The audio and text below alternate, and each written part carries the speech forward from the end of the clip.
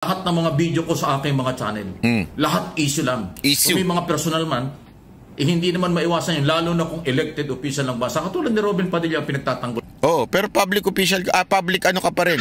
Sorry tama ang punto mo na may public official yung binabanatan mo. Pero don't ever forget, public figure ka pa rin. Bilang public figure, dapat handa ka sa batikos. Since ikaw ay nagbibigay ng opinion, naturalmente, bigyan ka rin ng opinion ng ibang tao.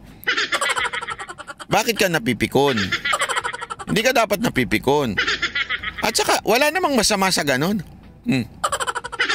Wala naman, hindi, ito para lang sa kaalaman nyo, wala naman ako sinabi na, dahil sa pagiging ganon mo, abnormal ka. Wala ako sinabing ganon. Wala ako sinabi. Napuna ko lang. Masama bang punahin yun? Mga ganon-ganon ka? Si Robin Padilla, pinupuna mo. Tanda mo, that's the context of my argument. My argument in context na pinupuna mo yung pagkain ni Robin Padilla, kaya pinuna kita dyan sa labi mo. Ang swerte mo pa nga, pinuna ko yung labi mo. Gets nyo ba? Gets mo, Mike Abe? Pinuna mo kasi si Robin sa pagkain niya. Ikaw, pinuna ko yung labi mo. Anong ibig sabihin ko? Simple lang. Yung pagkain niya has nothing to do with his job. As a matter of fact, kumakain nga siya doon kasi mas pinili niya doon na lang kumain kesa sa mag-break. That's my point and argument before. Kaya ko pinuna yung labi mo. Nagigets mo ba? Bakit? Wala kasing relasyon yung pagkain niya doon sa kanyang trabaho. Kaya ibinalik ko lang sa'yo. Wala ring relasyon, sinasabi mo yung pag ganyan-ganyan mo ng labi sa pagbablog mo. Napikon ka. Tama mali, di ba?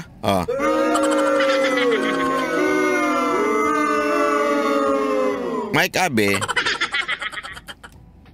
kung mahinang nilalang ka, sabi nga, if you hate the fire, get out of the kitchen. Sabi nga, may ganyan tayo sa English, di ba? Sa Tagalog, kung ikaw ay pikon, mag-Netflix ka na lang. Huwag ka nang magagaganyan.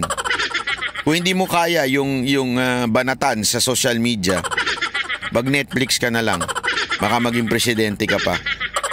Hindi, try mo lang. Manood ka lang ng Korean drama, doon ka na lang, umiyak-iyak ka doon. Ganon-ganon ka na lang.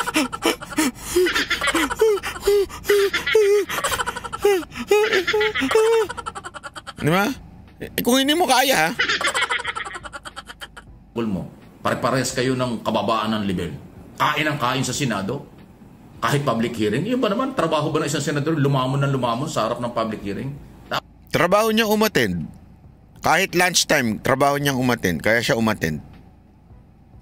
Dapat magtanong ka o mag-participate ka sa hearing. Yun ang issue dun Pinagtatanggol mo pa yung ganong klaseng kababang senador, ganong klaseng kababang galawan.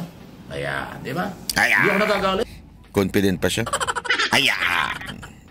Pero hindi nakakatuwa yung ginagawa mo. Yan na. Tinatanong ko, bakla ka ba? Bakla ka ba? Banat bay? Banat bay? Yung galaw mo, galaw ng bakla Pasintabi na. Pero marami akong kilalang bakla, tahimik, maginoo, professional na maraming bakla. Pero ikaw, kung hindi ka mang bakla, silahis ka siguro. Kasi yung galaw mo, pati lips ng may lips, Bakit parang meron ako nararamdaman? Na meron siyang bad experience sa bakla. Parang gigil na gigil siya sa bakla, ano? Hindi. Kasi, eto kahit hindi niya sinasabi, yung attack niya sa akin is bakla ka ba? Magigets nyo? Para mag-counter attack siya sa sinasabi ko, sinabihan niya ako ng bakla. So parang sinasabi mo, pangit ang maging bakla. Kaya yun ang ginamit mo sa akin. Tama po ba? Ako nagtatanong lang, Mike Abe. Kasi halimbawa lang Kunwari nag-away kami ni Jay. Kunwari si Jay nag-away kami. Sabihin ko sa kanya, ang taba mo! Kasi medyo hindi nga naman compliment yung mataba siya. Hindi, ang pangit nung... Sorry, ang pangit ng example ko. Offending yun, offending. May dalawa pala tayong kasamang malaki. Mali. Sorry. Mali. Kunwari lang sinabi ko kay Jay Guevara, ang pangit mo! Ibig sabihin, inaatake ko siya, di ba? O, yung pangit, yung salitang pangit, ibig sabihin, atake yon. Tama, mali. Di ba? O, so, yung sinasabi mo sa akin, bakla ka ba? Bakla ka? Malamang silais ka. Ibig sabihin, inaatake mo ako through the word bakla. Tama, mali. Kailan pa naging attack or weakness ang pagiging bakla? Kailan pa naging negative ang salitang bakla? Alam mo, Mike Abby, sa mga katulad mo, kaya nagagalit yung mga LGBTQ. It's okay to call a person bakla, but not to use it to demean a person. You're demeaning me, or yung argument mo, binabanatan mo ako by using the word bakla ako. Tama, mali? Am I correct? Meron po ba tayong matalino dyan? Di ba? At kailan naging matinding argumento ang bakla? Yun na nga eh. Yun na nga ang punto dun eh. O di ko na, mas tama ka, Jiggy ba? Diba, kailan naging argumento ang salitang bakla? Tuloy. Nakikialaman mo. Di ba? Ano yun? Ano yun? Dapat kasi sa social media, ang dating ay yung... Sandali, ano yun? Dahil sa social media, ano daw yun? Sorry medyo nalito ko eh. Ano sabi niya? Dahil sa social media? Hindi ko naintindihan. Sorry. Social media. Okay, social na media. Okay. Sorry, hindi ko masyado naintindihan eh. Ako dun eh. Medyo umiinom kasi ako ng kape. Pakikinabangan ng tao ang mga topic at pinag-uusapan. Hindi personal. Pero itong pinaggagawa, yung grupo nyo. O ano ba klase? Ulit ko. Tinatanong kita, challenge kita, anong napatunayan mo? Sa tagal mo na, halos dekada ka na nagbablog. Di ba? Matagal ka ng vlogger. Napatunayan ko, may prinsipyo ang Banateros. Hindi kami sakay sa uso. Hindi kami sakay sa agos. Wala kaming pakialam sa views. We would tell the truth whether it's hurting ito sa atin o hindi. Yun ang totoo. Yun ang napatunayan ng Banateros. Ikaw, ano napatunayan mo? Nabakla ako? Yun ba yung napatunayan mo? Sa social media? O ano nangyari? Lahat ba ang mga sinamahan mo ba nagtagumpay? Ngayon, ang lahat na sinasamahan mo, katakot-takot ang mga kaso eh. Paulit-ulit? Ito mo yung mga Duterte, patong-patong na mga kaso. Si Kibulo, hindi na nga malaman kung Sabi ni Diego Latigo, napatunayan namin na mababaw ka, Mike Abe.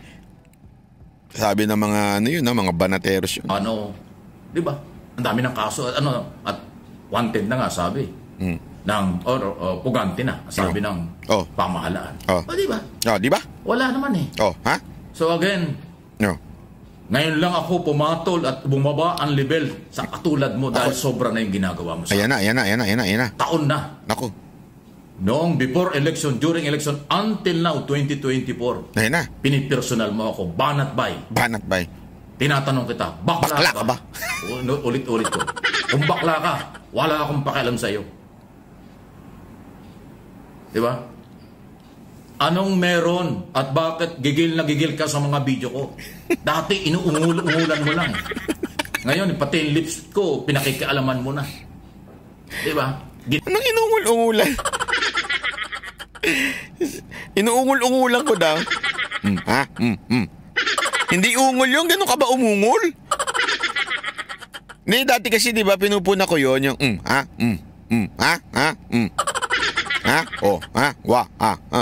Hindi ungol yun. Kailan pa naging ungol yun? Mike Labe, yun, ungol ba yun? Hindi, ako nagtatanong lang ako ungol ba yun? Ganun ka ba umungol? Wow. Diba hindi naman ungol yun? Kailan ba naging ungol yun? Ginagaya mo at binabastos mo ako sa harap ng mga followers mo. Lahat naman ng mga followers mo at sa mga viewers mo, mabababa rin katulad mo. Mababaw din na katulad mo. Huwag mo akong siraan. Dahil hindi ako natatakot sa'yo. Banat bay. Sorry po. Nakakabwisit ng ganyang mga tao. Trabaho, trabaho lang. Pero pagbastusan at personalan, hindi kita urungan. Ayun. Tandaan mo yan, Banat-bay. Ito, matindi to. Ito.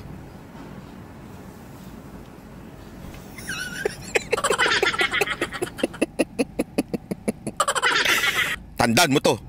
Hindi kita urungan.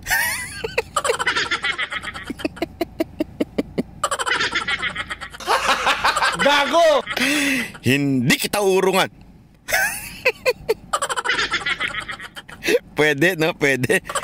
Pwede to maging politiko. Pwede.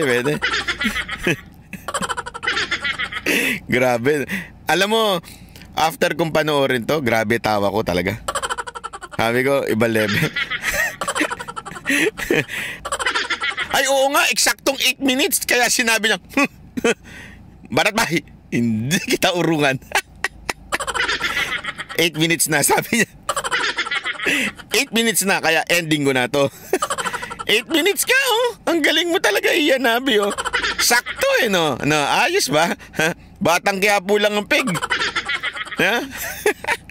Pero gusto kong gawing yun, sound effect yun. Banat-bay, hindi kita urungan. Tuloy. Pero pagbastusan at personalan, hindi kita urungan. Tandaan mo yan, Banat-bay.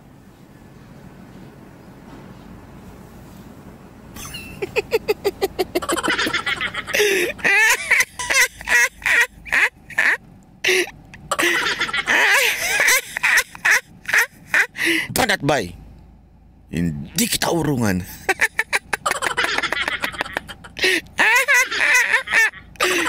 Pwedeng pampelikula, no? Diba?